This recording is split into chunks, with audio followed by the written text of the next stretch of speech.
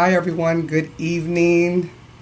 It's Magali doing her Saturday Night Live, and I'm very sweaty, but I'm not gonna complain. I'm enjoying this hot weather. Oh my gosh, it feels so wonderful.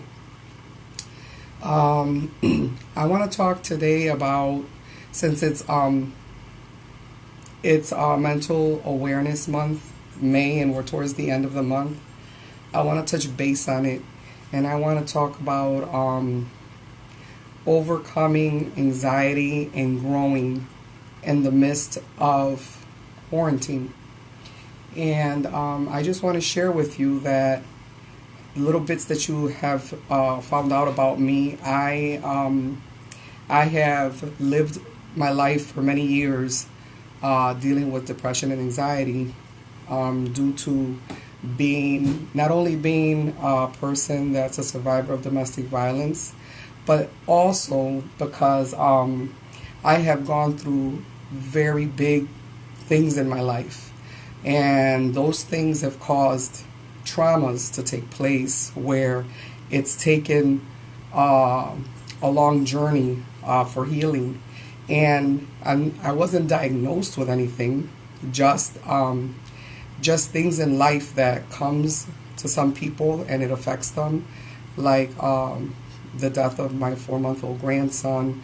Um, Many things, just many things. My sister suffering a severe car accident one time, and it was devastating for me where I had to seek medical help and a doctor to give me something just to calm and balance out the emotion. When you go through those things, you go through episodes of crying, and I wanted to do things. And when I came out of my abusive relationship, I was very young. I married at 16, so I was very young. I was in the relationship for 12 years, and coming out, you have all kinds of things that hit you, and it affects you not realizing it. For example, I was very antisocial. I didn't really like being in crowds. I didn't really like interacting much. My neighbors didn't know me because I didn't like going outside. I wouldn't sit outside or anything. And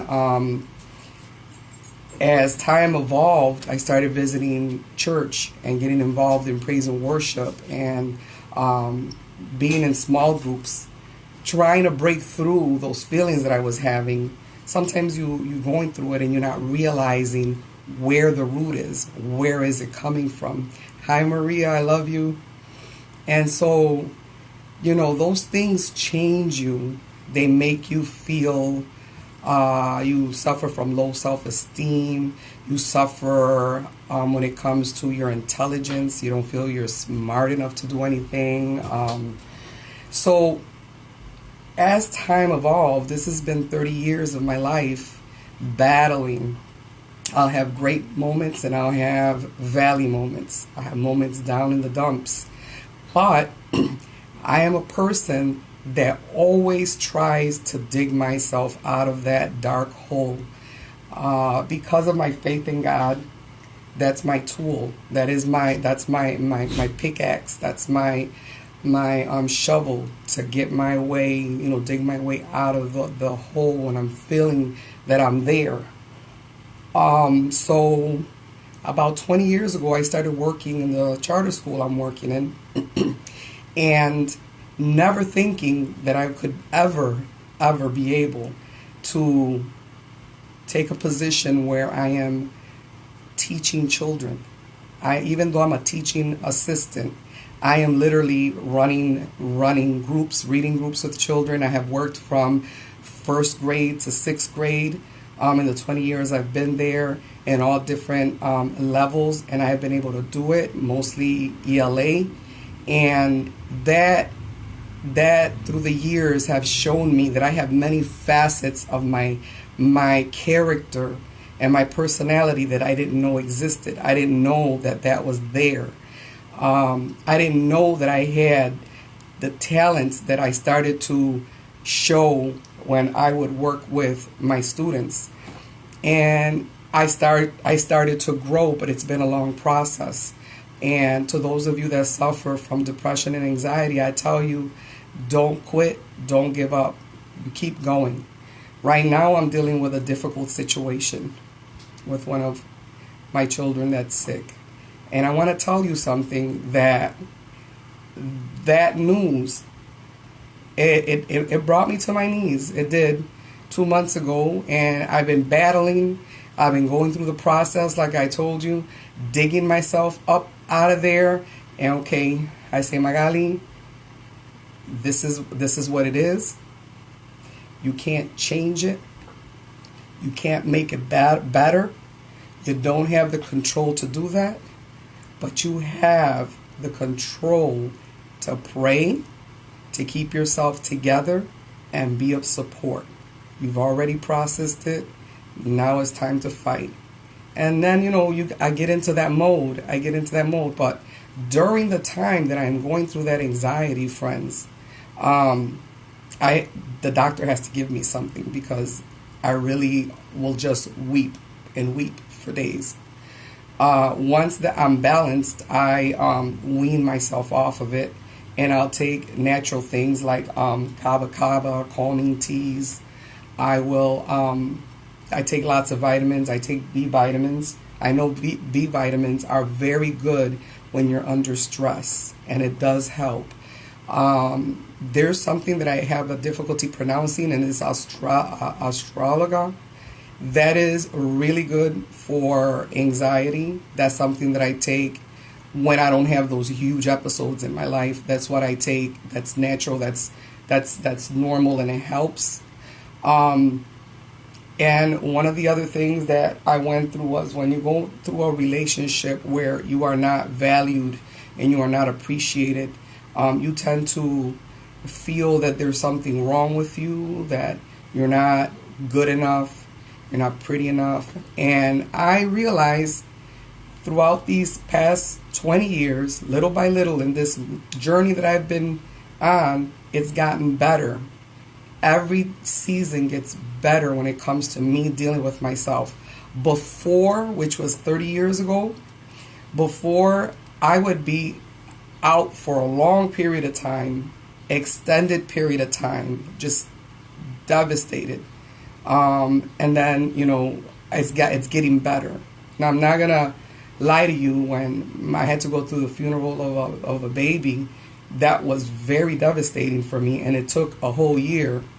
My hair was falling out and everything, and it took a whole year for me to get healthy. Doing the gardening, doing the memorial garden for my grandson was a help for me to heal. I started taking vitamins for my hair to grow back. I started going back in healthy. But I don't give up. I'm not a quitter. I always try to find ways to get better, to take care of myself, read, do whatever I need to do to pull myself out of that slump that I'm in, out of those thoughts that hit me, So I'm just sharing with all of you during this time, which is Mental Awareness Month, that not necessarily do you have to have bipolar disorder or any of those things. Sometimes just the stressors in life can really hit you hard. And even being in a quarantine, as anxious that I have been in the past, was a battle to be indoors and deal with things that I'm processing, personal things relating to issues like that are so devastating when they're personal and then involve your children or your parents or your grandparents or your sisters or your brothers or whoever it is, people that you love. It will affect you. So you don't have to feel like you per se have a mental illness, but there are many of us that walk around dealing with things and we don't talk about it. We think that we're going to get stigmatized, and talking is therapy, and you can't talk to everybody. Right now, with me, I don't care You know, people could criticize me, people could say there's something wrong with me. I'm speaking out because if it can help someone else that's sitting quietly at home and not saying anything, then it's worth me sharing it and talking about it. So it gives people that are out there thinking, wow, there's nothing wrong with me. I just need to do other things besides what I'm doing. Maybe if I work on myself in certain areas, maybe I'll start to feel better. Maybe if maybe the person never wore makeup in their life, and it's like, let me try to put a dab of makeup on so I can feel good. It's just to have self-care, to care for yourself, because a lot of times we're so busy caring about everybody else that we forget about us. We forget about ourselves.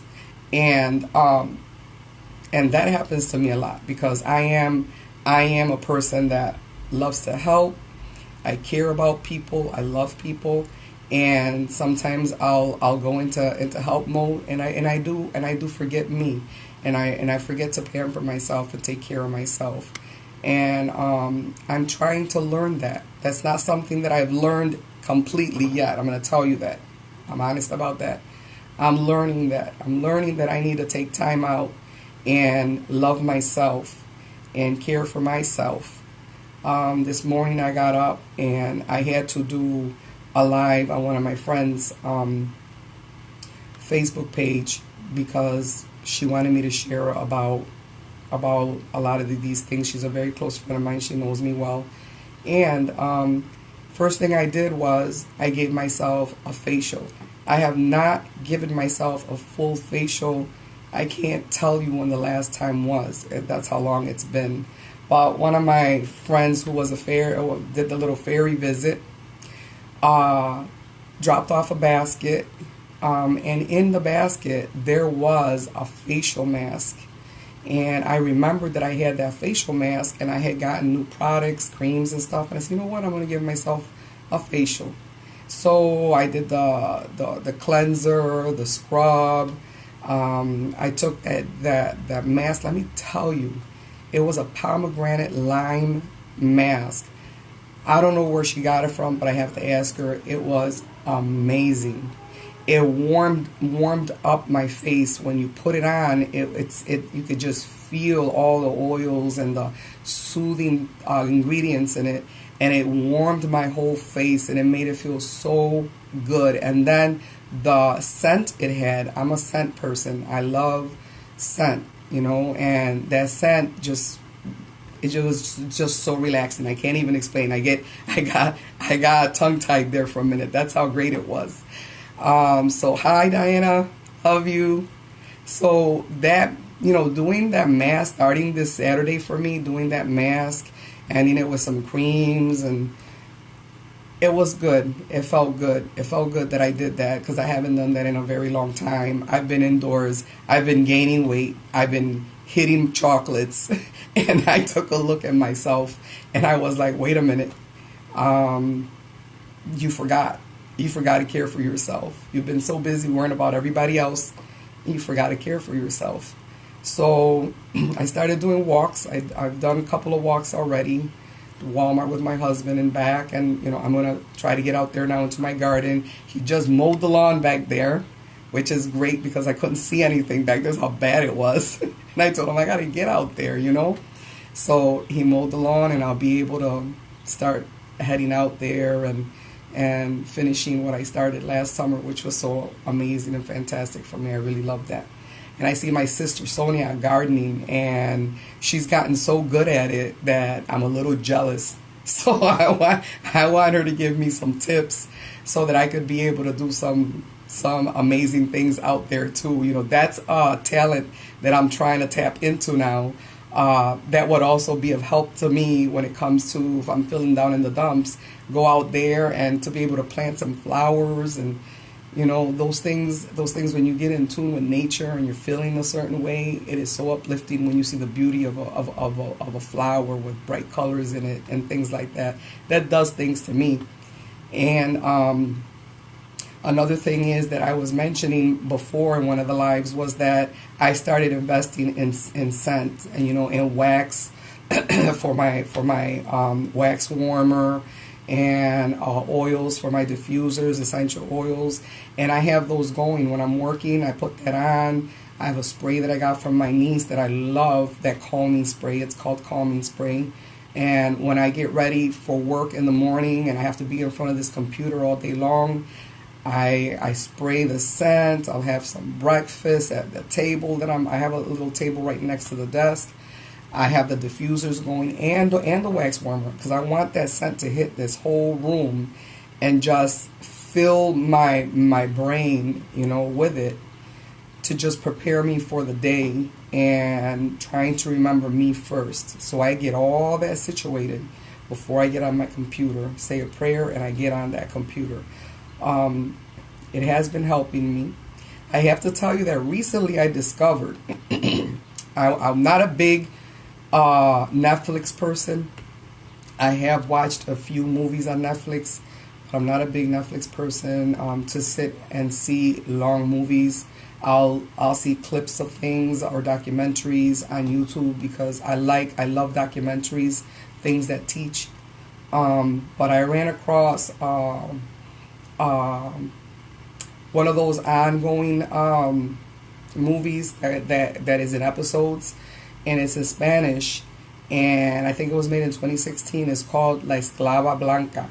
And like I said, I'm a person that loves history and documentaries and stuff, and so that was like history, but it's stationed in Colombia back in the 1800s. So I got so into this show that I wasn't sleeping. I was like, I want to stay up until I see the next episode. I want to see the next episode. And then I said, after this episode, I'm going to bed. And then I stay. Guys, this week was torment. I was going to sleep at like 4 in the morning, 3 in the morning. And I told my husband, this is addicting. This is really scary. That's never happened to me before. But it's such a great show, movie. Let me put this on because my battery is gonna die. Hang on, guys. I gotta plug in my phone. I didn't realize that I forgot to plug it in. But anyways, I don't know how many of you go through that. You go into binge watching things and stuff. I can't get this in. There we go. You go into the binge watching thing, and then you don't take care of yourself either. I wasn't doing anything but sitting there wanting to see the next episode, and that's not good. So I was telling my husband, that's it. If I watch it, I'll watch it during the day, a couple of hours, and that'll be it. Hour or two, no more than that, because I can't do this marathon of episodes. But I did that for 3 days straight, and I was so exhausted. So I don't recommend for you to do anything like that, because it cuts into your sleep. You need your sleep for your brain to rest. When you're a person like myself that suffers from anxiety and stuff like that, you really need to give your brain as much rest as possible.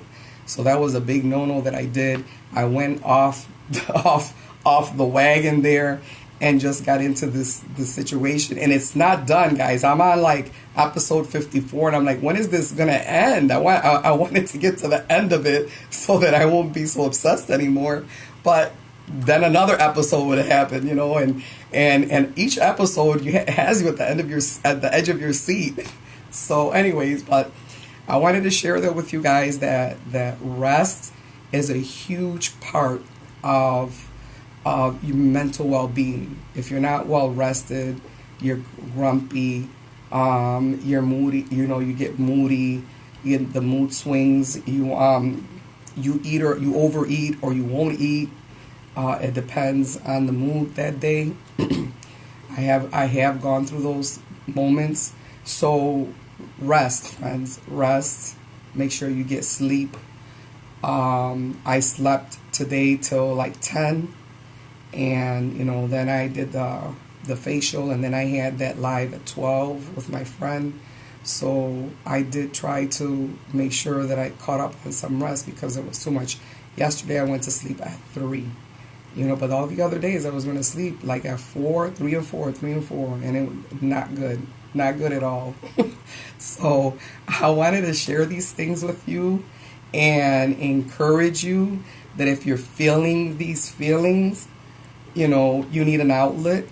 You could write in a journal, because you do have to release that anxiety. It's not good to keep the anxiety bottled up, because if you keep it bottled up, it's not healthy. People suffer heart attacks, brain aneurysms, and all kind of stuff because the stress is bottled inside, and sooner or later the pressure is going to be so big that it's going to explode outward. So find an outlet for yourself. Get a friend of confidence, someone you love, that you know, that you trust for years. Have that person be your confidant. Talk to that person. You always need to have someone like that in your life. Journaling is a great way to release that. Prayer. If you don't trust anybody, I didn't trust anybody for such a long time. Oh my gosh, I have amazing friends now, but at that time I didn't trust anyone. I wasn't close to anyone. Like I said, I was very antisocial, didn't like the group thing, and even going to church, and I was even involved in praise and worship.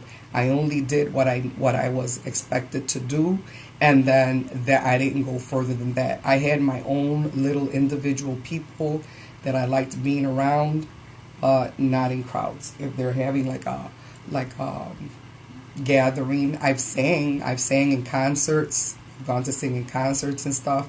I don't know what it is that I'm able to do that. There's a part of me that's able to go and perform and sing in a concert, but then being in a group, socializing, say if it's a party of different people coming together, not family, because family parties I'm comfortable in, but just things like that, functions like that you're invited to. I always have a tendency that I feel uncomfortable, like I don't feel like I fit in, and hard for me to adjust. So I've battled with that through a lot of years. My husband used to tell me, you're not gonna break through this until you do it. You gotta do it. If it's something that makes you feel uncomfortable, keep doing it until you overcome it. So that's been his advice for all these years that we've been together, and I slowly with him have been doing that, and it's gotten better. Now, I haven't overcome it 100% because I'm a loner. I'm a person that likes being in my house. That's how I grew up, and it's something that's been a part of me. So if I had to choose going to a huge party or staying home, I will choose staying home. So, it's good having a husband like the one I have, because he makes you think, and he'll tell you, it's not good for you to always be to yourself. You need those other people to socialize and talk with and stuff. And he's right. He's definitely right. You need those social outlets. So I recommend that to you. I recommend you to take your nice little nature walks and be in nature. Have tea with a friend. I was planning to do tea through Zoom with a friend of mine. So things like that. We have the technology, and it's not impossible to be able to do those kind of things. Hi, Maria.